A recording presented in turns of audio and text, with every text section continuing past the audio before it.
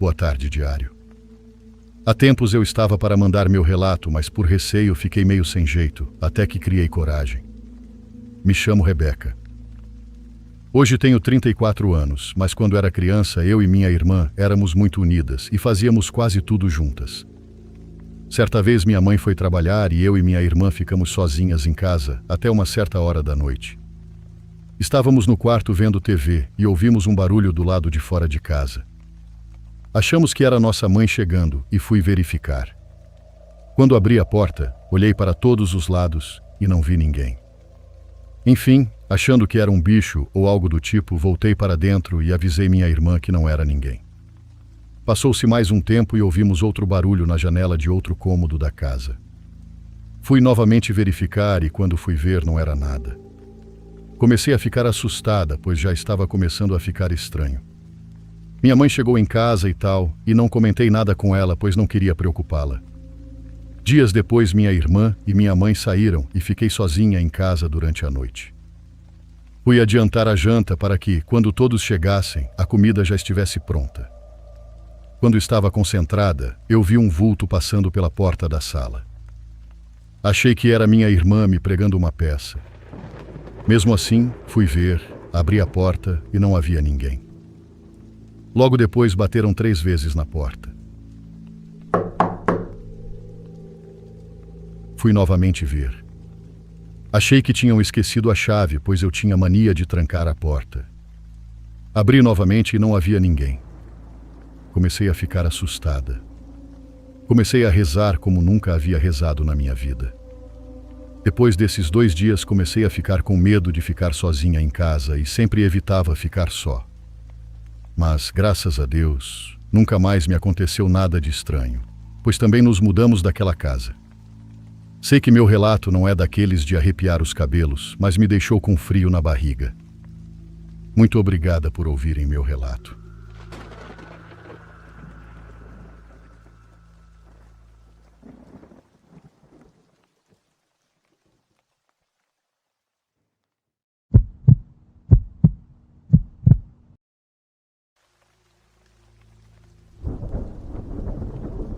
Desde que me lembro, já vivi coisas que poderiam ser descritas como paranormais.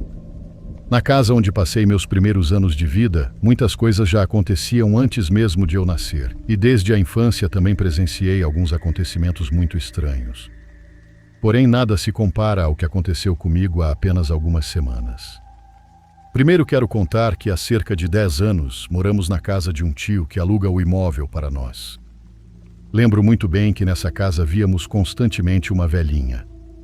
Não sei explicar direito, mas eu também a vi. Ou melhor, vi sua silhueta atravessando a sala em direção à sala de jantar e às vezes se movendo perto da porta principal quando alguém estava prestes a chegar em casa. Porém, da mesma forma repentina como começamos a vê-la, em determinado momento simplesmente deixamos de vê-la.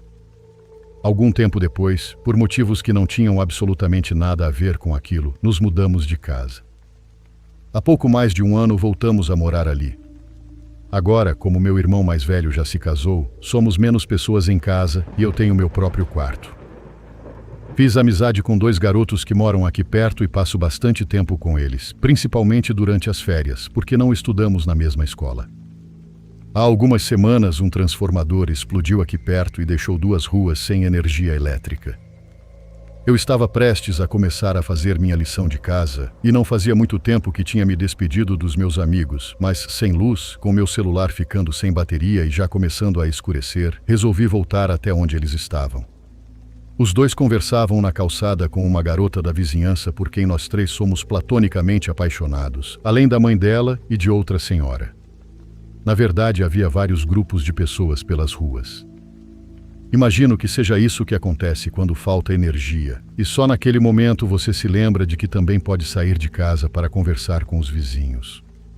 Quando me aproximei deles, percebi que estavam contando histórias de fantasmas, e depois de entrar na conversa descobri que não eram apenas histórias. Não eram simples histórias.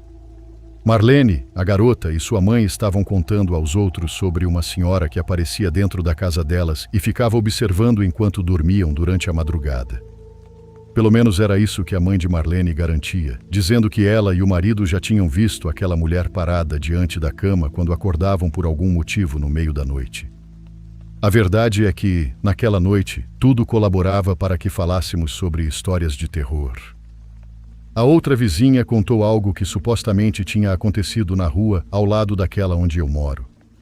Uma garota havia sido abandonada ali enquanto agonizava, e desde então, se você passasse por aquela rua depois da meia-noite, poderia ouvir de repente passos de salto alto caminhando bem perto, atrás de você. Ela também disse que durante a noite, quando não havia muito barulho, bastava sair à rua e prestar atenção para conseguir ouvir um choro muito baixo de mulher vindo da escuridão entre os carros estacionados. A energia voltou e eu, já um pouco nervoso, decidi me apressar e caminhar para casa antes que meus pais chegassem, aproveitando que ainda havia gente na rua. Na verdade, eu não estava nem um pouco a fim de ouvir passos de salto alto caminhando atrás de mim.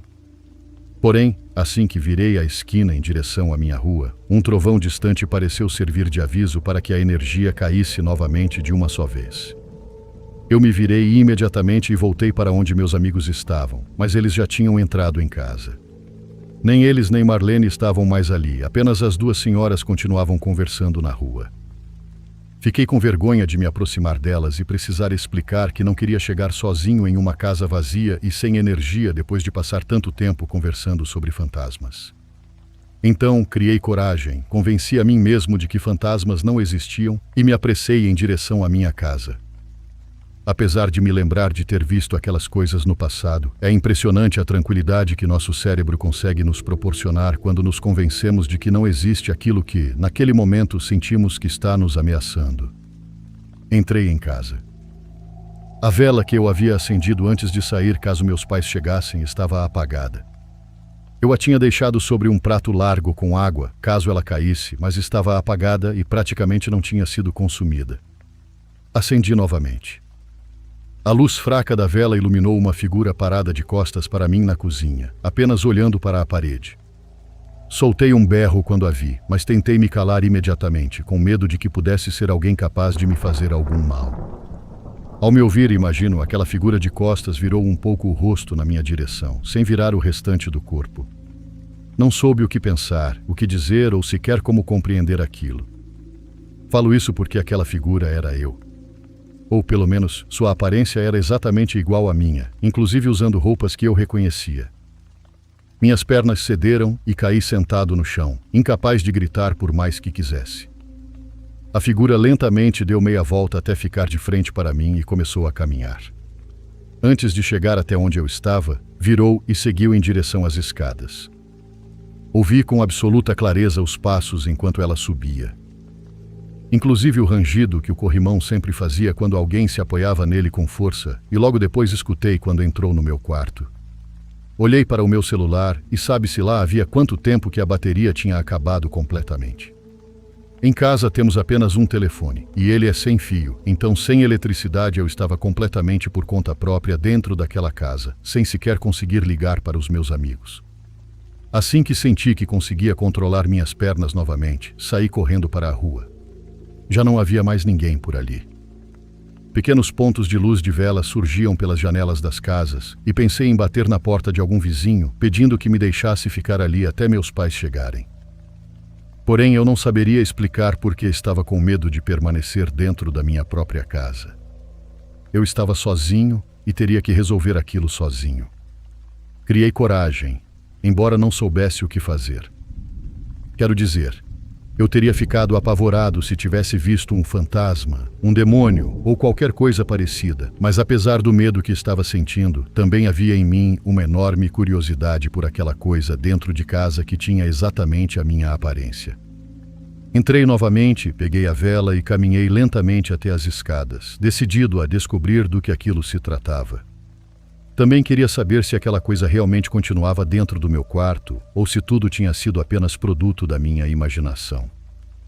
Acreditei ouvir vozes enquanto subia as escadas, mas elas se calaram no instante em que me apoiei no corrimão, e ele fez o barulho de sempre. A porta do meu quarto é a primeira logo depois que as escadas terminam. Já não se ouvia absolutamente nada lá dentro. Coloquei a vela no chão e tentei olhar por baixo da porta, mas não consegui ver absolutamente nada. Foi então que, ali agachado no chão, o medo começou a tomar conta de mim novamente.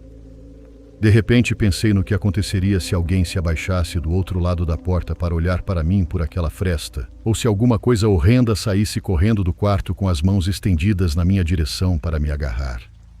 Levantei e tentei descer, mas poderia jurar que vi uma silhueta parada no final das escadas. Então corri em direção à porta do quarto dos meus pais. Antes que eu conseguisse abri-la, a energia voltou de repente e o som de todos os aparelhos ligando ao mesmo tempo de alguma maneira conseguiu me acalmar por alguns instantes. Agora, com as luzes acesas, reuni toda a coragem que ainda me restava e abri a porta do meu quarto. Tudo estava intacto. Desci e tanto na cozinha quanto na sala de jantar tudo parecia completamente normal. Consegui me acalmar e meus pais não demoraram muito para chegar. Fiquei com vergonha de contar a eles o que tinha acontecido, porque estão começando a me dar mais responsabilidades e já me deixam em casa quando é necessário que os dois saiam para cuidar do negócio da família. Na verdade, sendo sincero com vocês, fico feliz e até um pouco orgulhoso quando penso que sobrevivi àquilo e que agora tenho uma história interessante para contar. Mas também passei a sentir um medo enorme de que a energia acabe novamente.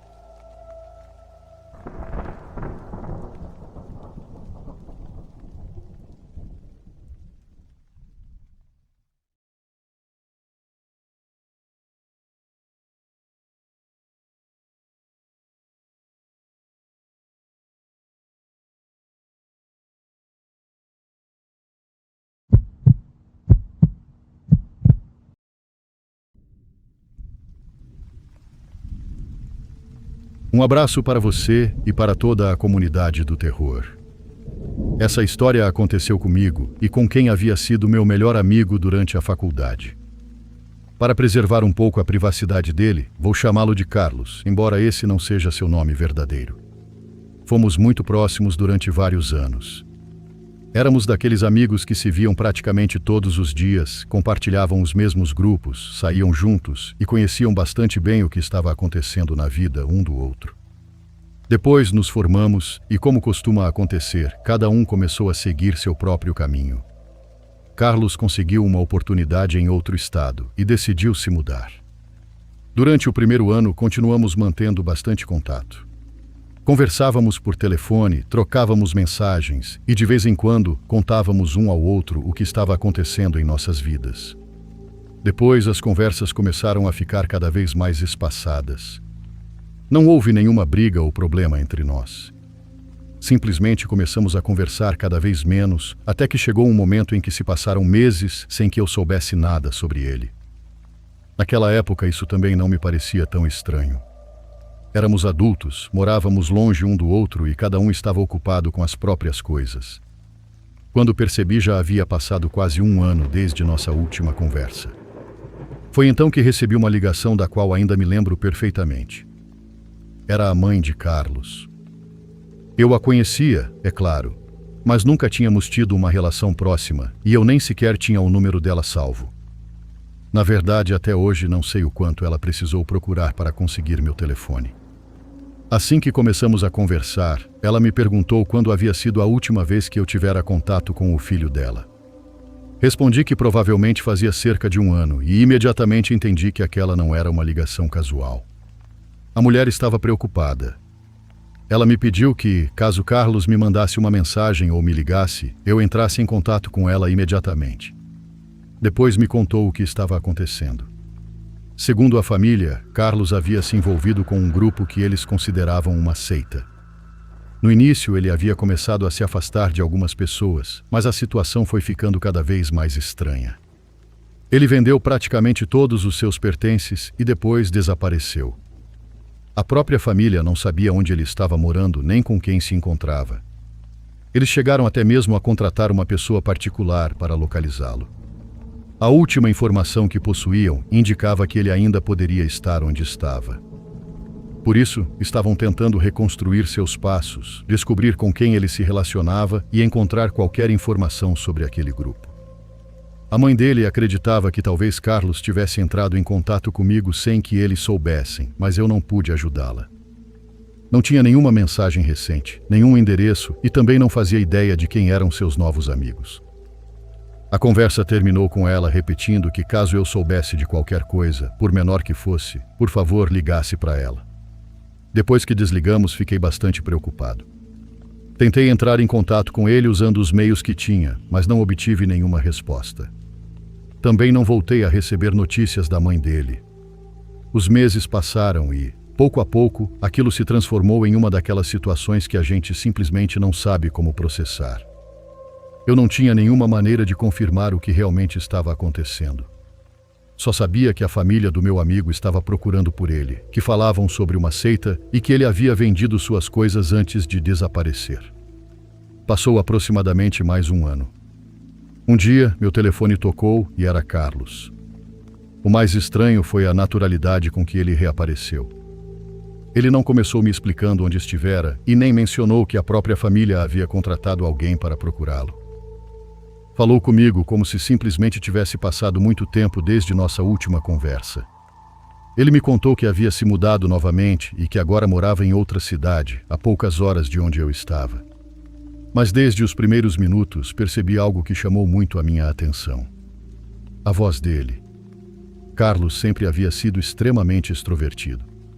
Na faculdade era daquelas pessoas que falavam rápido, faziam piadas o tempo todo e conseguiam passar de um assunto para outro sem parar.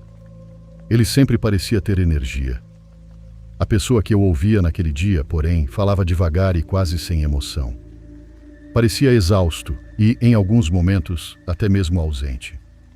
Se eu não tivesse reconhecido sua voz, teria sido difícil associar aquele homem ao amigo de quem eu me lembrava. Não quis perguntar nada pelo telefone. Como estávamos relativamente perto, o convidei para passar um fim de semana comigo. Pensei que talvez nos encontrarmos pessoalmente permitisse recuperar um pouco da nossa amizade e, acima de tudo, entender o que havia acontecido. Carlos aceitou. Pouco tempo depois, chegou de carro e ficou comigo durante 3 dias. Foi um fim de semana muito estranho. Fisicamente, ele continuava sendo meu amigo e havia pequenos gestos que eu reconhecia perfeitamente, mas sua personalidade parecia ter se apagado. Estava muito mais calado, nervoso e atento a tudo o que acontecia ao redor. Em alguns momentos, eu tinha a impressão de que ele observava demais quem passava pela rua ou qual veículo parava nas proximidades. Não quero exagerar dizendo que parecia estar sendo perseguido, porque ele nunca me disse algo desse tipo, mas definitivamente não era o Carlos que eu havia conhecido na faculdade. Ao mesmo tempo, havia momentos em que ele parecia relaxar. Quando lembrávamos de alguma história daquela época, ele conseguia rir, e por alguns minutos eu voltava a reconhecer meu amigo. Isso me fez tomar uma decisão sobre a qual, com o passar do tempo, muitas vezes me perguntei se havia sido a correta. Eu não iria interrogá-lo. Sabia perfeitamente o que a mãe dele havia me contado. Sabia que sua família o havia procurado durante meses, que ele tinha vendido seus pertences e que até mesmo um detetive particular havia tentado encontrá-lo. Eu tinha centenas de perguntas. Queria saber que grupo era aquele, onde ele havia estado vivendo e o que tinha acontecido para que desaparecesse daquela maneira. Mas durante aqueles 3 dias, não pronunciei uma única vez a palavra seita. Ele também não. Eu queria me comportar como um amigo e não como alguém que estava investigando sua vida. Conversamos sobre professores, colegas, relacionamentos daquela época e todas aquelas histórias que a gente costuma recordar quando reencontra alguém depois de muito tempo.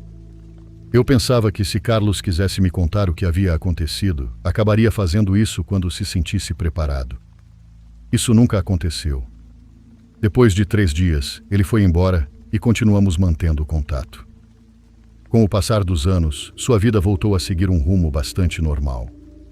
Ele se casou, teve filhos e conseguiu reconstruir muitas coisas. Já se passaram cerca de 10 anos desde aquela época e se alguém o conhecesse hoje, provavelmente nunca imaginaria que durante algum tempo sua própria família não fazia ideia de onde ele estava. Eu também nunca voltei a perguntar. No entanto, anos depois aconteceu algo que inevitavelmente me fez lembrar daquela ligação da mãe dele. Carlos escreveu um romance. Ele sempre teve interesses criativos, então o fato de ter escrito um livro não me surpreendeu tanto. O que realmente chamou minha atenção foi a história que ele havia escolhido contar. Era um romance de ficção científica bastante estranho. O protagonista acabava se envolvendo com uma espécie de culto, e a partir daquela experiência, começava a perceber a realidade de uma maneira diferente. O tempo, a memória e sua própria identidade começavam a se confundir. Não vou entrar em detalhes, porque também não quero que o livro permita identificar meu amigo. Mas a presença daquela seita era uma parte fundamental da história. Nunca perguntei a ele se havia algo de autobiográfico naquele romance. Entendo perfeitamente que um escritor pode inventar qualquer coisa e que seria absurdo presumir que tudo o que aparece em um livro realmente aconteceu. Talvez Carlos simplesmente tenha usado um tema que achava interessante e construído uma história em torno dele. Mas eu tinha uma lembrança que os outros leitores não tinham. Enquanto lia, não conseguia parar de pensar naquela ligação. Eu me lembrava da mãe dele dizendo que Carlos havia vendido todos os seus pertences, que estava envolvido com uma seita e que um detetive particular o procurava. Também me lembrava do homem que reapareceu 2 anos depois, falando devagar ao telefone, e daquele fim de semana em que tive meu melhor amigo sentado diante de mim, mas já sentia que uma parte dele havia ficado em algum lugar. Até hoje continuamos mantendo contato. Nunca perguntei diretamente o que aconteceu durante aqueles anos, e ele jamais tocou no assunto comigo. Talvez algum dia ele decida falar sobre isso e provavelmente muitas das coisas que imagino tenham uma explicação muito menos misteriosa do que parecem. Mas por enquanto conheço apenas os fatos que consegui observar de fora.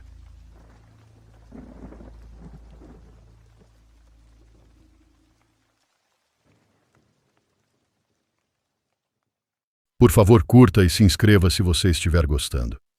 Agora continuamos.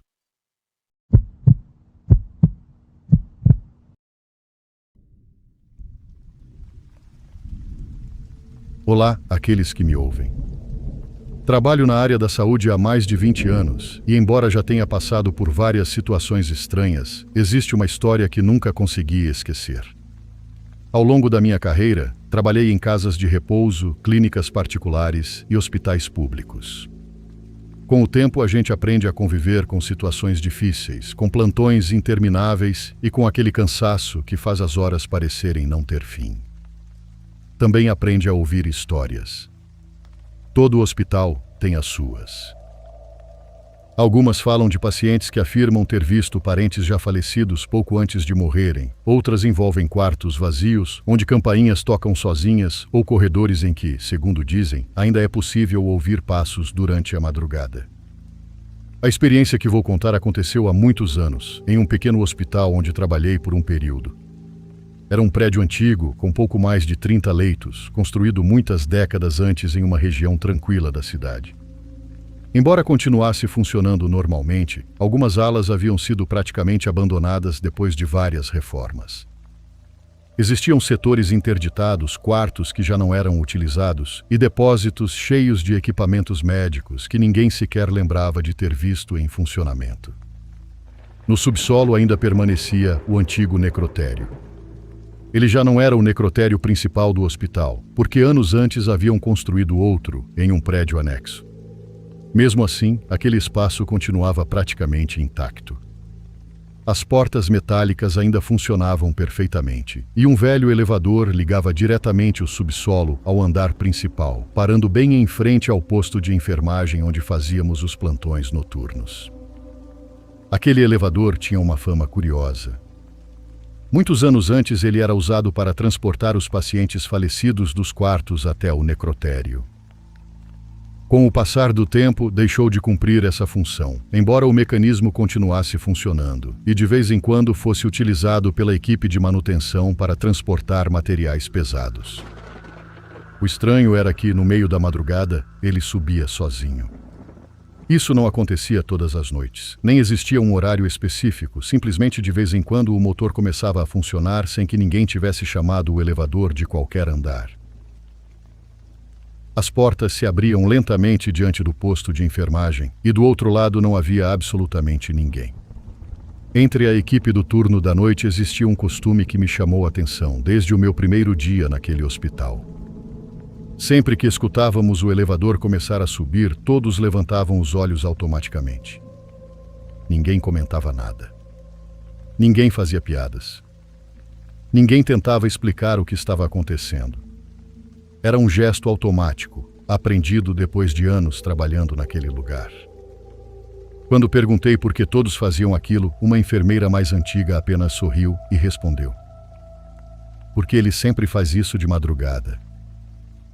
Com o tempo, fui descobrindo que todos conheciam aquela história. Alguns diziam que o elevador começou a subir sozinho depois de uma pane ocorrida muitos anos antes. Outros garantiam que aquilo só acontecia nas noites mais silenciosas do hospital. Também havia quem jurasse que sempre que as portas se abriam sem motivo, algum paciente morria nas horas seguintes. Eu nunca acreditei muito nesse tipo de coisa. Depois de tantos anos trabalhando em hospitais, aprendi que coincidências podem parecer sobrenaturais quando se passa muitas noites sem dormir. A noite que mudou a minha maneira de pensar começou de forma completamente comum. Eu estava de plantão ao lado de outros 2 colegas no posto de enfermagem. Era inverno e o hospital estava especialmente silencioso. A maioria dos pacientes dormia e praticamente nosso único trabalho era conferir as medicações e terminar alguns relatórios. Lembro perfeitamente que eram quase 3 da manhã. Havíamos acabado de concluir a última ronda de rotina e tomávamos café enquanto conversávamos sobre assuntos completamente banais. Foi então que ouvimos um barulho. Era uma televisão ligando de repente, com o volume tão alto que a voz do apresentador ecoou por todo o corredor. Os 3 nos assustamos. Naquele horário, o normal era que todos os quartos permanecessem escuros e em absoluto silêncio. Nossa primeira reação foi pensar que algum paciente havia acordado e aumentado o volume sem perceber. O som vinha de um pequeno corredor lateral que dava acesso a alguns quartos antigos. Nos levantamos imediatamente e começamos a verificar cada quarto. Abrimos portas, confirmamos que os pacientes continuavam dormindo e perguntamos se alguém precisava de alguma coisa. Tudo parecia completamente normal. Ninguém havia ligado televisão alguma. Alguns pacientes sequer tinham acordado. Mesmo assim, o barulho continuava. Quanto mais andávamos pelo corredor, mais ficava evidente que o som vinha do último quarto. Aquela sala estava fechada havia meses. Tinha sido interditada por causa de problemas estruturais e havia vários avisos na porta informando que era proibida a entrada. Lembro de pensar que aquilo era impossível. Ninguém utilizava aquele quarto havia muito tempo e a energia elétrica tinha sido desligada durante as obras de manutenção. Ficamos alguns segundos apenas olhando para a porta.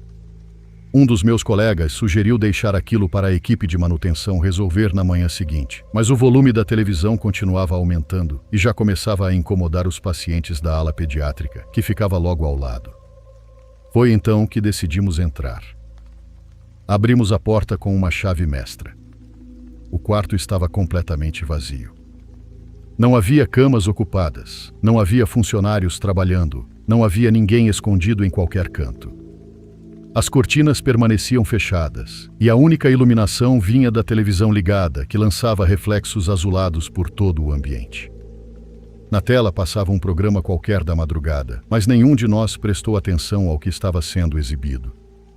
O que realmente nos desconcertou foi perceber que tudo naquele quarto estava coberto por uma fina camada de poeira. Um dos meus colegas permaneceu junto à porta enquanto eu caminhava até a televisão para desligá-la. Lembro que aquele som me causava uma sensação muito estranha. Parecia um ruído que simplesmente não pertencia àquele lugar. Enquanto caminhava, tive uma impressão absurda. Era como se alguém tivesse acabado de sair dali poucos segundos antes de entrarmos. Então fiz uma coisa que até hoje não consigo explicar. Coloquei a mão sobre o botão de desligar da televisão, olhei para a escuridão do quarto e falei em voz alta. Disse que no quarto ao lado havia um bebê doente descansando e que precisávamos manter o silêncio. Pedi quase como se estivesse falando com uma pessoa de verdade, que não voltasse a ligar aquela televisão durante a noite. Meus colegas começaram a rir. Eu também ri enquanto desligava o aparelho e saíamos do quarto. Fechamos a porta, voltamos ao posto de enfermagem e seguimos trabalhando como se nada tivesse acontecido. Mas a verdade é que aquela televisão nunca mais voltou a ligar sozinha. Nos dias seguintes, perguntei discretamente aos técnicos de manutenção se haviam encontrado algum defeito elétrico naquele quarto. Disseram que não. Também perguntei se alguém havia entrado ali durante a madrugada. Todos responderam a mesma coisa. Ninguém tinha autorização para entrar naquele quarto. Tentei me convencer de que existia uma explicação lógica. Talvez uma oscilação de energia tivesse ligado à televisão, ou talvez alguém simplesmente tivesse esquecido o aparelho conectado. Durante as semanas seguintes, continuei trabalhando normalmente. Mesmo assim, toda vez que precisava passar por aquele corredor, acelerava um pouco o passo.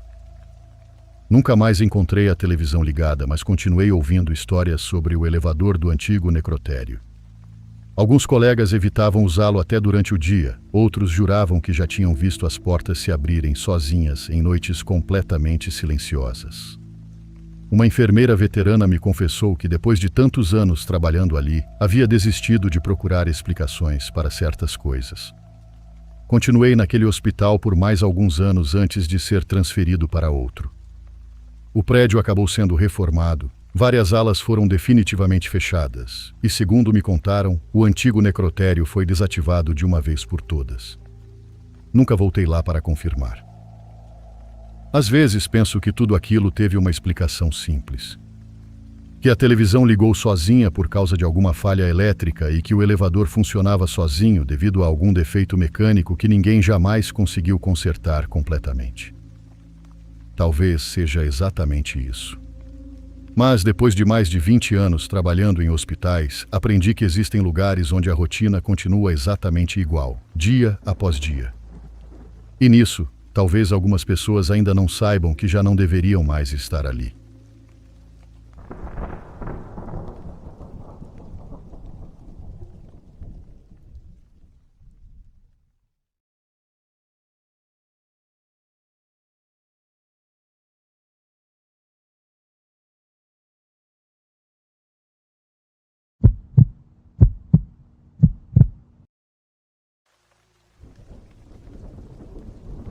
Esta história começou quando eu tinha 16 anos e meus pais começaram a se envolver cada vez mais com uma igreja relativamente pequena. Eu nunca fui muito religioso, mas acompanhava meus pais porque ainda era menor de idade e, enquanto morasse com eles, também não tinha muita possibilidade de me recusar. Curiosamente, a primeira pessoa que me fez pensar seriamente que alguma coisa poderia estar errada foi meu melhor amigo. Certa noite ele dormiu na minha casa depois de nos acompanhar a um dos cultos. Estávamos jogando videogame quando, como se fosse a coisa mais óbvia do mundo, ele disse que aquela igreja parecia uma seita. Eu ri e perguntei por que ele dizia aquilo. Ele explicou que tinha chamado sua atenção a maneira como todos falavam do pastor, como seguiam suas orientações e a intensidade de algumas cerimônias. Para ele, aquilo tinha sido evidente desde a primeira visita. Eu já frequentava aquela igreja havia tanto tempo que muitas dessas coisas tinham começado a parecer normais para mim. A igreja era liderada por um homem extremamente carismático. Quando meus pais começaram a frequentá-la, a congregação reunia pouco mais de uma dúzia de pessoas, mas cresceu muito rápido e, em poucos anos, já contava com várias centenas de membros. O pastor era o centro de praticamente tudo. Havia pessoas que pediam conselhos a ele antes de tomar decisões importantes e famílias inteiras que pareciam organizar a própria vida ao redor do que ele dizia. Mesmo sendo adolescente, aquela admiração exagerada começou a me deixar desconfortável. Os cultos também estavam ficando cada vez mais intensos. Havia pessoas que afirmavam falar em línguas, outras caíam no chão durante as orações e algumas cerimônias eram destinadas a expulsar supostos demônios. O pastor também propunha jejuns prolongados e aquilo que chamava de diferentes sacrifícios coletivos, que quase todos aceitavam. Meus pais estavam completamente comprometidos com aquilo, e sempre que eu questionava alguma coisa, respondiam que eu simplesmente era jovem demais para compreender. A verdadeira mudança aconteceu quando o pastor começou a falar sobre uma propriedade rural que possuía fora da cidade. Era um terreno enorme, com campos, gado e áreas cercadas por mata. Alguns integrantes da congregação trabalhavam na construção civil e começaram a erguer um templo naquele lugar. Durante meses todos falaram daquele projeto como se fosse o futuro da igreja, mas depois surgiu uma proposta muito mais ambiciosa. Eles queriam construir casas dentro da própria propriedade para que as famílias pudessem se mudar para lá e viver juntas. Meus pais ficaram fascinados com a ideia. Eu tinha acabado de conseguir um grupo de amigos depois de bastante tempo e não queria me mudar novamente, muito menos para um terreno que pertencia ao pastor. Discutimos várias vezes, mas minha opinião não mudou absolutamente nada. Cerca de 10 meses depois, estávamos morando lá. Nossa casa nem sequer estava pronta. Por isso, durante os primeiros meses, dividimos um prédio com outras famílias e praticamente perdemos toda a nossa privacidade. Depois que entramos naquela comunidade, também ficou muito mais difícil manter contato com pessoas de fora. Todos tinham tarefas designadas, e nós, adolescentes, não éramos exceção. Eu e meu irmão, que era um ano mais velho, éramos enviados durante horas para trabalhar nos campos. Recolhíamos feno, carregávamos as carroças e ajudávamos a alimentar o gado. Muitas vezes terminávamos completamente exaustos enquanto o pastor percorria a propriedade supervisionando o trabalho e dando ordens. As exigências aumentaram aos poucos. Eu quase não tinha mais tempo para estudar e começaram a falar seriamente em tirar os adolescentes da escola. O plano era criar um sistema de ensino dentro da própria propriedade e, segundo nos disseram, o pastor participaria pessoalmente das nossas aulas. Foi aí que eu entendi algo que meu amigo tinha percebido muito antes de mim. Aquilo já não era apenas uma igreja. Nossa casa, nosso trabalho e nossas amizades estavam ali. E agora eles também queriam que nossa educação dependesse da mesma pessoa. Meu irmão enxergava tudo com muito mais clareza. Ele estava decidido a ir embora assim que completasse 18 anos, e só conversávamos sobre isso quando tínhamos certeza de que ninguém poderia nos ouvir. Ele dizia que conseguiria qualquer emprego e depois tentaria me ajudar a sair dali também.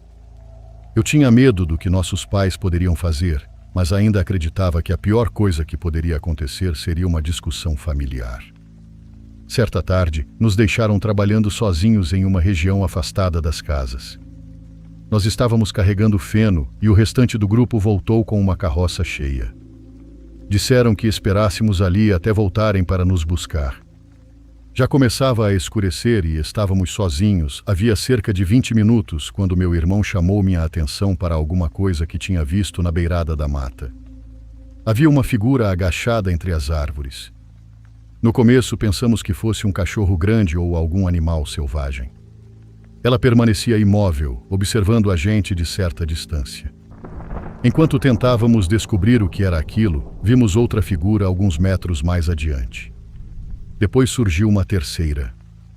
Foi nesse momento que paramos de pensar que fossem animais, porque, embora estivessem agachadas, o formato de seus corpos era claramente humano. Quando começaram a se aproximar, entendemos o que estávamos vendo. Eram pessoas cobertas com peles cinzentas e usando máscaras em forma de lobo. Essas pessoas não estavam juntas. Tinham se espalhado ao redor do campo, praticamente nos cercando, como se estivessem esperando por nós havia algum tempo. Meu irmão disse para corrermos, e nós dois disparamos em direção à estrada. Tentamos pegar um atalho atravessando as árvores. Eu mal tinha avançado alguns metros quando senti alguma coisa se fechar ao redor das minhas pernas. Uma rede se ergueu do chão e fiquei suspenso entre as árvores. Naquele instante, percebi que aquilo não era uma cerimônia improvisada. Alguém tinha preparado aquelas armadilhas com antecedência. Meu irmão conseguiu desviar da primeira, mas não chegou muito mais longe. Enquanto eu tentava me soltar, ouvi um impacto e depois o grito dele. Ele havia caído dentro de um buraco coberto por galhos e folhas. De onde eu estava, conseguia ouvi-lo gemer de dor, mas não conseguia vê-lo. As pessoas começaram a se aproximar. Uma delas chegou até mim e retirou a máscara. Era o pastor. Ao redor dele havia vários membros da congregação vestidos exatamente da mesma maneira.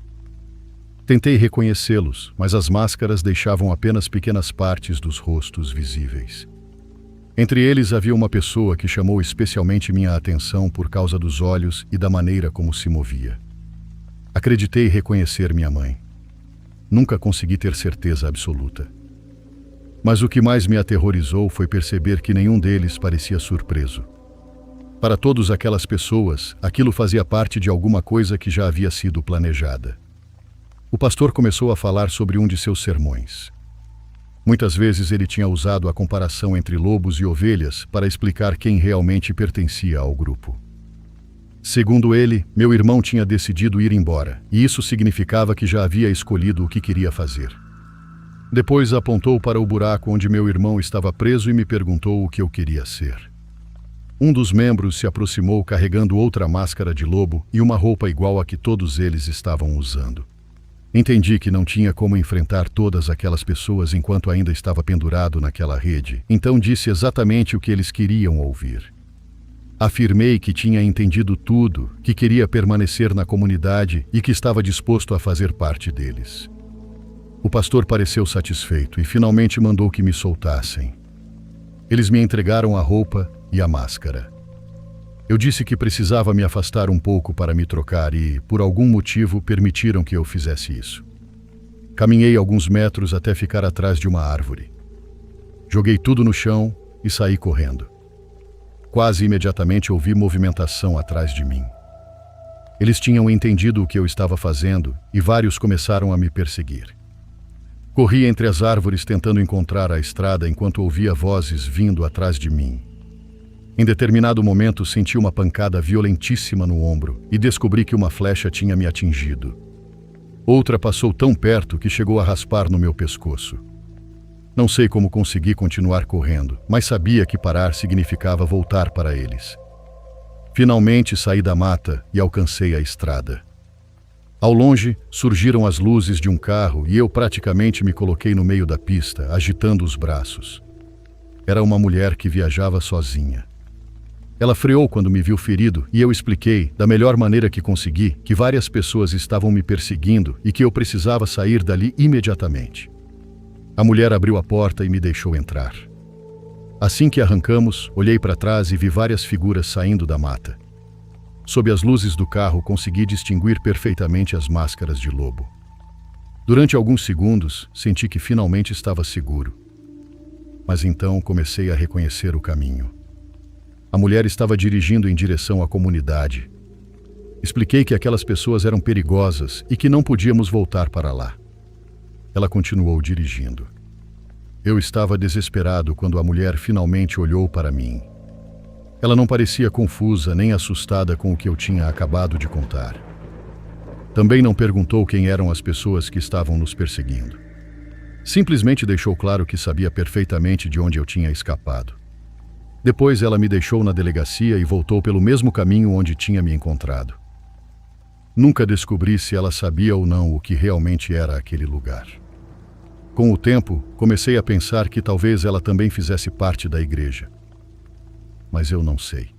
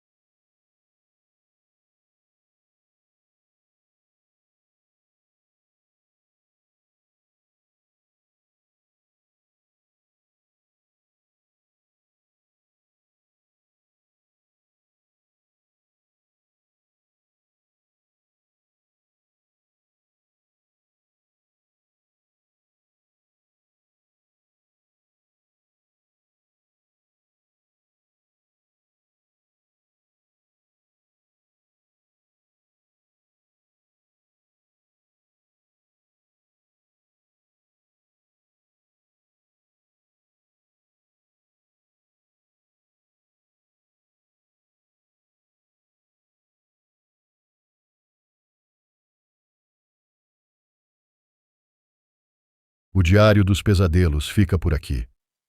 Obrigado por ouvir até o fim. Nos vemos no próximo episódio. E lembre-se, não vá ao escuro sozinho.